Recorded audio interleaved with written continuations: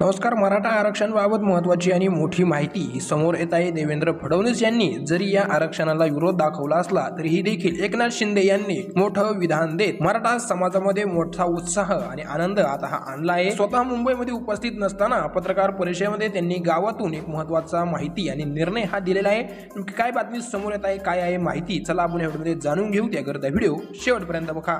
मुख्यमंत्री देवेंद्र फडणवीस मराठा समाजाचा आरक्षणाचा प्रश्न सोडविण्यात अपयशी ठरलेले नाहीत. फडणवीस आणि महायुती सरकार आरक्षण देण्याबाबत सकारात्मक आहे अशी माहिती एकनाथ शिंदे यांनी दिली आहे. आमच्या महायुती सरकारमध्ये खूपच चांगल्या समन्वय विरोध आमच्याबाबत गैरसमज पसरवण्याचे काम करत आहे. जातीमध्ये भांडणे लावायची दुपटी भूमिका घेत आहे असा आरोप करत उपमुख्यमंत्री एकनाथ शिंदे यांनी समाजाला 10% आरक्षण दिले आहे ते न्यायालयात टिकवायचे काम आताही आम्ही करत आहे असं त्यांनी सांगितलं. एकीकडे मुंबई येथे मनोज जरांगे मराठा समाजाच्या आरक्षणासाठी उपोषण सुरू आहे असताना दुसरीकडे एकनाथ शिंदे हे तालुका महाबळेश्वर गावी आल्याने त्यांच्यावर टीका होत आहे.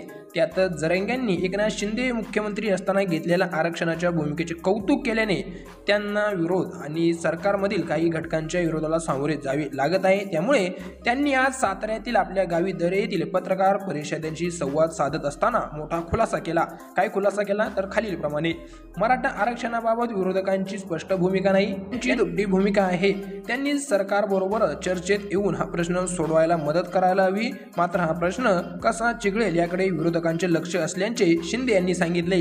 आरक्षणाबाबत वेगवेगळ्या पातळीवर चर्चा सुरू आहे. आजही मुंबईमध्ये या समितीची बैठक झाली आहे. ही समिती जरांगेशी बोलत आहे. या सर्व प्रश्नांमध्ये विरोधकांनी ही सहकार्य करण्याची अपेक्षा आहे. सरकार जे आरक्षण देणार आहे ते न्यायालयात टिकले पाहिजे असा विचार शासनाचा आहे. याबाबत विधिमंडळ, मंत्रिमंडळ व समिती कायदेशीर बाबी तपासून पाहत असल्याचे ते म्हणाले.